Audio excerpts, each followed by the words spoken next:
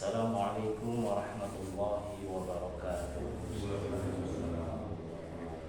Hamdan wa syukran lillah, wassalatu wassalamu ala rasulillah Sayyidina wa maulana Muhammad ibn Abdillah wa ala alihi wa ashabihi wa mawala, amma ba'd.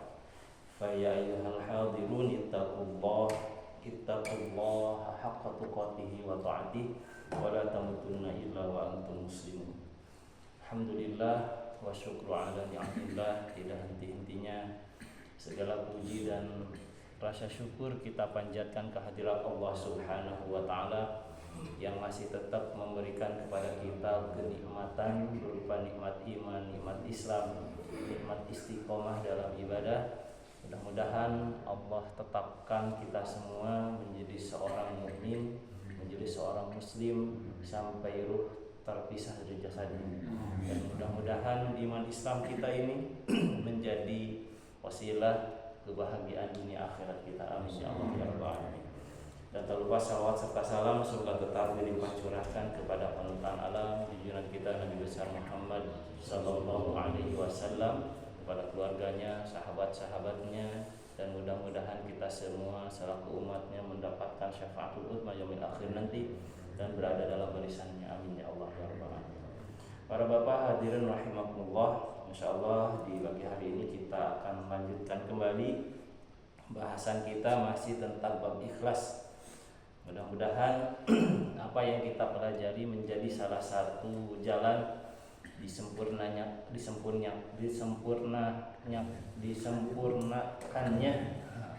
ya. Mohon maaf nih lagi sakit jadi paman gue. Disempurnakannya ibadah kita dengan keikhlasan kepada Allah Subhanahu wa taala. Karena amal tanpa keikhlasan menjadi sia-sia dan tidak bisa kita dapatkan balasan pahalanya dengan akhir nanti. Dan mudah-mudahan Allah karuniakan kepada kita kenikmatan ikhlas dalam setiap aktivitas ibadah kita. Amin ya Allah ya Rabbal. Bismillahirrahmanirrahim. Wa qila li ba'dil hukama, dan ditanyakan kepada sebagian ahli hikmah, minal ikhlasi minal mukhlisi, apakah ciri dari orang-orang yang ikhlas itu? Qala, maka seorang bijaksana ini menjawab, al-mukhlisu, yang menjadi ciri dari seseorang itu disebut orang yang ikhlas, yaitu alladzi yaktumu hasanatihi, yaitu orang yang menyembunyikan kebaikan-kebaikannya, kama yaktumu sayyiatihi, sebagaimana dia menyembunyikan kesalahan-kesalahannya. Jadi seseorang itu dikatakan ikhlas bagaimana dia bisa menyembunyikan kebaikannya sebagaimana dia menyembunyikan kesalahan-kesalahannya. Karena saya yakin tidak ada seorang pun yang mau membuka aib dan kesalahannya. Maka orang yang ikhlas ini sama halnya memposisikan kebaikan dan keburukannya, sama-sama ingin disembunyikan. Wa qila li ba'dihim, kemudian ditanyakan lagi kepada sebagiannya para ahli hikmah ini, ma ghayatul ikhlas, apa yang menjadi akhir dari seseorang dikatakan ikhlas? Qala, maka orang ini menjawab, ulama ini menjawab, Allah tuhibbu muhammadatun nas, maka di antara tujuan akhir dari seseorang yang berbuat ikhlas adalah dia tidak menyukai pujian daripada manusia.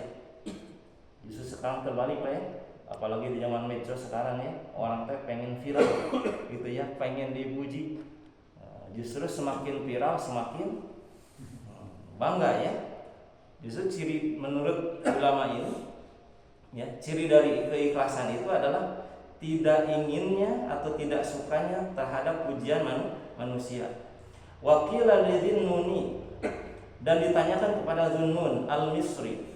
Dhunnun al-Misri tanya, mata ya'lamu ar-rajulu annahu min safatillahi ta'ala, kapan seseorang itu diketahui sesungguhnya dia min safatillahi ta'ala, di antara orang-orang pilihan Allah Subhanahu wa taala, yakni min khawasihi alladzi safahum, yaitu dari orang yang dikhususkan, yang dipilih oleh Allah Subhanahu wa taala. Maka Dzunun al-Misri menjawab, yu'rafu dzalika bi arba'ati asya. Menurut Dzunun al-Misri, seseorang dikatakan termasuk orang yang pilihan Allah Subhanahu wa taala itu bisa dicirikan dengan 4 perkara.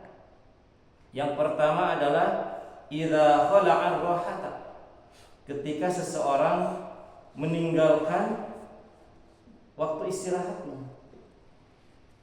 Contoh waktu istirahat, meninggalkan waktu istirahat adalah orang-orang selalu bersemangat untuk berbuat ibadah.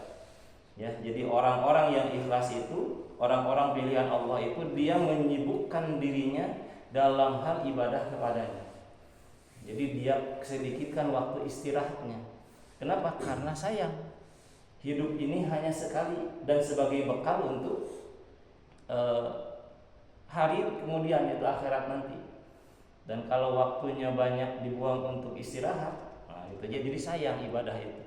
Dan kalau bisa, kalau ditanyakan di antara para syuhada, ya orang-orang yang mati syahid, ketika nanti di yaumil akhir ditanya apa yang kau inginkan seandainya kau diberikan dijabah semua doamu, maka orang-orang yang mati syahid ini berkata, saya ingin kembali ke dunia dan mati syahid berkali-kali. Kenapa? Karena dengan mati syahid itu ternyata Allah berikan kenikmatan yang luar biasa, yang dahsyat. Walaupun di kita mah terkadang ya suka beda apa ya.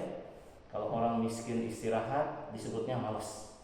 Ya, malas dia mah nggak mau kerja pada waktu istirahat. Tapi kalau orang kaya, yaitu waktu istirahat yang capek gitu ya. Padahal tiap orang juga punya waktu untuk menenangkan jiwa. Tetapi menurut Dzunun al-Misri, seseorang dikatakan termasuk orang yang pilihan dari Allah Subhanahu wa taala ketika dia termasuk orang yang meninggalkan ya atau menyedikitkan dari waktu istirahatnya. Kemudian wa a'ta minal mawjudi, yakni yu'ti minal qalil alladzi indahu. Yang kedua cirinya adalah seseorang yang mengeluarkan, ya memberikan apa yang ada pada dirinya. Termasuk juga memberikan kepada orang ketika dia dalam kondisi tidak mampu. Kalau kita lihat dari surat Ali Imran, alladzina yunfikuna fis sarra'i wad-dharra'i, yaitu orang-orang yang menyedekahkan hartanya dalam keadaan sarra wad-dharra, dalam keadaan leluasa, banyak uang, lagi segala ada, wad-dharra, dan dalam keadaan kekurangan. Artinya seseorang yang dikatakan pilihan Allah itu dan menjadi sifatnya adalah dia senang memberi dalam kondisi apapun. Berapapun dia selalu memberi dengan apa yang dimilikinya. Bisa jadi nilainya kecil menurut kita, tetapi menurut Allah Subhanahu wa taala itu sangat besar. Kenapa? Karena bisa jadi itu adalah setengah dari harta yang dimilikinya. Sebagai contoh, misalkan kita menganggap ada orang yang bersedekah 1 juta dengan orang yang bersedekah 5.000, kira-kira besar mana, Pak? 1 juta dengan 5.000. Ya, secara nominal besar 1 juta. Tapi orang yang sedekah 1 juta ini uangnya miliaran, triliunan di tabungannya, dan itu sangat kecil, Pak. Tapi orang yang menyedekahkan 5.000 tapi dia cuma punya 10.000, berarti setengah hartanya dikeluarkan. Artinya bisa jadi nominalnya kecil tetapi pahalanya besar di sisi Allah Subhanahu wa taala, karena itu adalah setengah dari hartanya orang ini. Kalau manusia lihat, wah 1 juta gede, padahal kan uangnya miliaran. 1 juta itu nggak ada apa-apanya. Artinya apa? Orang yang dipilih oleh Allah Subhanahu wa taala yaitu orang yang senantiasa mengeluarkan harta yang dimilikinya walaupun dalam kondisi dia tidak memiliki atau dalam kondisi kekurangan. Kemudian yang ketiga adalah wa uhibbu sukutul manzilah, dan dia menyukai wa habba sukutul manzilah, dia suka meninggalkan kedudukan di masyarakat. Artinya orang yang dipilih oleh Allah biasanya meninggalkan jabatan-jabatan dunia. Ya. Kenapa? Karena biasanya dengan jabatan ini seringkali orang banyak lupa diri dan lupa daratan. Kenapa? Karena memang jabatan ini terkadang membuat seseorang jadi bisa melakukan apapun dengan kekuasaannya. Dan orang-orang pilihan Allah biasanya meninggalkan jabatan-jabatan secara dunia karena dia ingin mendapatkan kedudukan di sisi Allah Subhanahu wa taala. Jadi kedudukan-kedudukan duniawi biasanya dia tinggalkan. Kenapa? Karena tahu bahwa dengan kedudukan itu biasanya mudah menggelincirkan manusia di dalam ketaatan kepada Allah Subhanahu wa taala. Walaupun ada pepatah mengatakan 1000 orang pintar itu tidak ada gunanya dengan segenggam kekuasaan. Betul, kalau kekuasaan itu ada dalam kondisi dalam pegangan orang-orang soleh. Tetapi ketika itu dipegang oleh orang-orang yang salah, maka bisa jadi kemadaratan menimpa masyarakat. Dalam kondisi ini mungkin kita orang-orang yang baik itu harus turun tangan.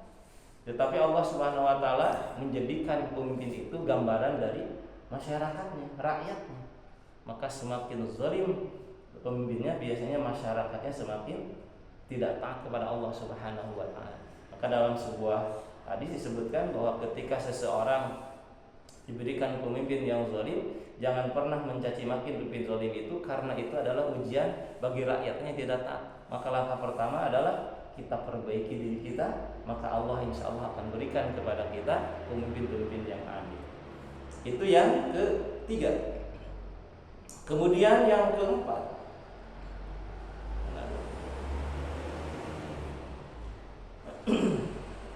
yang keempat adalah wastawat indahul muhammadatu wal mudhimmatu. Seseorang yang termasuk ke dalam orang-orang pilihan Allah, yaitu istawat, samanya posisi indahu menurut dia, baik pujian atau pencelaan. Seseorang yang menjadi pilihan Allah itu memposisikan pujian dan celaan itu sama. Karena sebagian orang ada yang bersemangat ibadah karena dipuji dan tidak semangat beribadah karena dicela. Dan orang pilihan Allah adalah mereka yang memposisikan pujian dan hinaan sama. Ketika dipuji berarti dia bersyukur kepada Allah Subhanahu wa taala karena Allah menutup kekurangan-kekurangannya. Ya, jadi ketika seseorang yang dalam amalnya ikhlas dipuji tidak terbang, ya, dihina tidak tumbang, kan itu Pak ya? Artinya apa? Memang sama posisi pujian dan hinaan itu. Dipuji tidak menjadi bersemangat, tapi dia bersyukur kepada Allah masih ditutupi kekurangan-kekurangan dirinya. Dan ketika dia dihina, dia tidak merasa tidak merasa bersemangat, tidak merasa hina dirinya, tetapi dia segera introspeksi diri dan tetap bersyukur kepada Allah. Kenapa? Karena Allah masih menutupi beberapa aibnya. Itu hanya sedikit saja yang dibuka oleh Allah Subhanahu wa taala. Jadi dia posisikan sama aja. Selama Allah Subhanahu wa taala meridhoi dan dia berjalan di jalan Allah Subhanahu wa taala, maka pujian dan celaan itu sama saja posisinya. Artinya tidak membuat dia senang dengan pujian ataupun merasa hina dengan cacian. Ini menurut Dzun An-Nisbi. Wa qad ruwiya an Adi bin Hatim At-Ta'i, dan sudah diriwayatkan dari Adi bin Hatim At-Ta'i an Rasulillah sallallahu alaihi wasallam, dari Rasulullah sallallahu alaihi wasallam, annahu qala, sesungguhnya Rasulullah sallallahu alaihi wasallam bersabda, yu'maru bi unasin minan nasi yaumal qiyamati ilal jannati. Nanti pada hari kiamat sekelompok manusia akan diperintahkan oleh Allah Subhanahu wa taala ilal jannati, menuju surga. Hatta idza danau minha, sehingga mereka mendekati surga itu. Wastansyaku raihatuha, dan orang-orang ini merasakan bagaimana wanginya, baunya surga. Wa nadharu ila kusuriha, dan diperlihatkan pada istana-istana di surga. Wa ila ma a'adallahu li ahliha, dan diperlihatkan terhadap kenikmatan-kenikmatan apa yang telah Allah janjikan kepada penduduk surga. Setelah itu nudu an asrafuhum anha, kemudian setelah digiring ke dalam menuju surga, diperlihatkan apa yang ada di dalam surga, merasakan baunya surga, Setelah itu mereka digiring untuk kembali lagi, ya, dikembalikan lagi. La nasiba lahum fiha. Allah Subhanahu wa taala berkata, tidak ada jatah untukmu masuk ke surga. Bayangkan Pak, orang digiring ke surga, sudah merasakan baunya surga, wanginya surga, melihat bangunan-bangunan di surga, istana-istana di surga, dan kenikmatan-kenikmatan diperlihatkan apa yang ada di dalam surga untuk penduduk surga. Setelah itu mereka dikembalikan lagi, ya, untuk apa? Karena kata Allah, la nasiba lahum fiha, tidak ada jatah untuk mereka manusia yang disuruh itu di dalam surga. Fayarji'una bih asaratin wa nadamatin, maka mereka kembali, ya, dikembalikan lagi dalam kondisi hatinya sedih dan penuh penyesalan. Ma raja'a al-awwaluna wal akhirun, tidak pernah ada dirasakan penyesalan, kesedihan baik dari orang-orang terdahulu ataupun yang terakhir. Artinya kesedihan yang sangat luar biasa, gitu ya, dirasakan oleh orang ini. Kenapa? Digiring ke dalam surga, diperlihatkan kenikmatan-kenikmatan surga, dirasakan bagaimana harumnya, wanginya surga, tapi dikembalikan ke dalam neraka, tidak diberikan jatah ke surga. Sehingga kesedihannya, penyesalannya itu tidak pernah dirasakan oleh orang-orang terdahulu ataupun kemudian. Bimisliha, yang seperti itu. Jadi kesedihan yang tidak pernah dirasakan, artinya kesedihan yang sangat luar biasa, dahsyat. Fayaquluna, kemudian mereka berkata, ya Rabbana, wahai Tuhan kami, lau adkhaltana an-nar qabla an tarawna ma aratana min thawabin.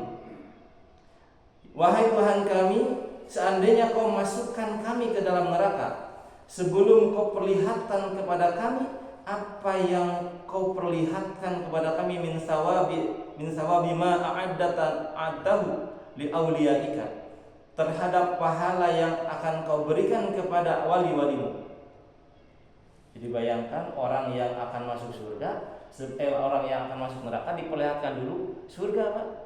Itu sakit hatinya luar biasa, sedihnya luar biasa. Dan orang ini berkata, kenapa ya Allah tidak langsung masukkan ke dalam surga? Mencet bahasa orang mengambil kan, tinggal ya gitu. Jadi penyesalannya luar biasa. Kenapa kau perlihatkan kepada kami surga itu sebelum kau masukkan kami ke dalam neraka? Gitu ya pertanyaannya. Fayaqulullahu ta'ala, maka Allah Subhanahu wa ta'ala menjawab, aradtu bikum dzalika, memang itu kehendak, kata Allah Subhanahu wa ta'ala, ya. Memang itu yang kami harapkan, kata Allah. Kuntum idza khalautum barazatumuni. Kenapa itu terjadi? Karena kamu terbukti dulu ketika di dunia, idza khalautum, ketika kamu sendirian, kamu melakukan perbuatan dosa, bil adzaimi, dengan dosa-dosa yang besar. Wa idza laqitumun nasa, dan ketika kamu berjumpa dengan manusia, laqitumuhum mukhbitina, kamu seolah-olah menjadi orang yang ahli ibadah, yakni mutawadhi'in, kamu menjadi orang yang tawadu, taraunan nasa, kamu ingin dipuji oleh manusia. Jadi kata Allah, kamu kalau di depan orang itu kelihatan ahli ibadah, tawadu, ya, tapi kalau kamu sendirian, kamu menjadi orang yang berani melakukan perbuatan dosa di hadapanku. Jadi di dalam kehidupannya dia menunjukkan idharut ta'at wa izalatul maksiat. Ketika dia di depan manusia mah kelihatan soleh, kelihatan baik itu, tapi ketika bersendirian, naudzubillah, dia berani melakukan perbuatan dosa. Dan itu apa yang diberikan oleh Allah Subhanahu wa ta'ala. Maka diminta, sebelum kamu masuk neraka nih, surga-surga ini diperlihatkan. Kenapa? Karena kamu tidak merasakan bagaimana, kalau kita terjemah bebasnya, bagaimana sakit hatinya Allah Subhanahu wa ta'ala ketika sendirian kamu berani melakukan perbuatan dosa, padahal aku melihat kamu, tapi di hadapan manusia kamu berlagak seperti orang yang soleh. Jadi Allah Subhanahu wa ta'ala sama diperlakukannya seperti itu. Kenapa? Karena Allah Subhanahu wa ta'ala menjadikan amal-amalnya khilafa ma tantawi alaihi qulubukum, karena amal-amal kamu itu berbeda dari apa yang kamu niatkan. Kamu niatnya untuk apa? Tarawun nas, untuk dipuji oleh manusia. Hebatumun nas, kamu merasa manusia itu hebat. Walam tuhabbuni, tapi kamu tidak merasakan bagaimana kehebatanku. Wa ajlaltumun nas, dan kamu mengagungkan manusia. Walam yujalluni, tetapi kamu tidak mengagungkan kepadaku. Wa taraktumun nas wa taraktumul linnas, dan kamu meninggalkan dosa-dosa karena manusia. Walam tatruku ilayya, dan kamu tidak meninggalkan dosa itu karena aku, kata Allah Subhanahu wa taala. Fal yauma, maka hari ini, udhiqukum, aku rasakan kepadamu, alimu iqabi, pedihnya siksaanku, ma'ama haramtukum min jazili sawabi, dengan kamu diharamkan dari balasan pahala dariku. Alhamdulillah. Jadi orang-orang yang tidak ikhlas di dalam beramal, artinya orang-orang yang hanya ingin mendapatkan pujian dari ibadahnya, na'udzubillah, Allah akan berikan azab yang pedih. Dengan cara gimana? Sebelum dimasukkan ke dalam neraka, dia diperlihatkan oleh Allah kenikmatan-kenikmatan di surga. Sakit hatinya luar biasa ketika seseorang yang mau dimasukkan neraka, ya, diberikan dulu tempatnya di surga di bibita, ya. Itu dahsyat luar biasa sakit hatinya, dan memang itu adalah kehendak dari Allah Subhanahu wa taala. Akibat dari apa? Akibat dari ketika dia beribadah karena ingin dipuji oleh manusia, dan Allah Subhanahu wa taala tidak mau memberikan pahala kecuali orang-orang yang dalam ibadahnya hanya mengharapkan ridha Allah Subhanahu wa taala. Hadirin rahimakumullah, mudah-mudahan Allah Subhanahu wa taala menjaga diri kita fisirri wa alaniyah, baik dalam keadaan sendirian ataupun ketika banyak orang. Mudah-mudahan takutnya kita bukan hanya kepada manusia, tapi betul-betul takut kita meninggalkan maksiat, meninggalkan dosa karena Allah Subhanahu wa taala. Kita beribadah bukan ingin dipuji oleh manusia, tetapi kita mengharapkan ridha dari Allah Subhanahu wa taala dan ingin mendapatkan balasan pahala yaumil akhir nanti. Amin ya Allah ya rabbal alamin. Untuk hari ini demikian yang kami sampaikan. Mudah-mudahan bahasan kita tentang ikhlas ini semakin memperbaiki kualitas ibadah kita di hadapan Allah Subhanahu wa taala. Sekecil apapun ibadah kita, ketika dilakukan dengan keikhlasan, mudah-mudahan Allah lipat gandakan balasan pahalanya. Amin ya Allah ya rabbal alamin. Walhamdulillahirabbil alamin. Rabbana atina fid dunya hasanah wa fil akhirati hasanah wa qina adzabannar. Subhanakallahumma wa bihamdika asyhadu an la ilaha illa anta astaghfiruka wa atubu ilaik. Wa sallallahu ala khairi khalqi sayyidina Muhammad wa ala alihi wasallam. Walhamdulillahirabbil alamin. Aqulu qouli hadza wa astaghfirullah li wa lakum ajmain. Wassalamu alaikum warahmatullahi wabarakatuh.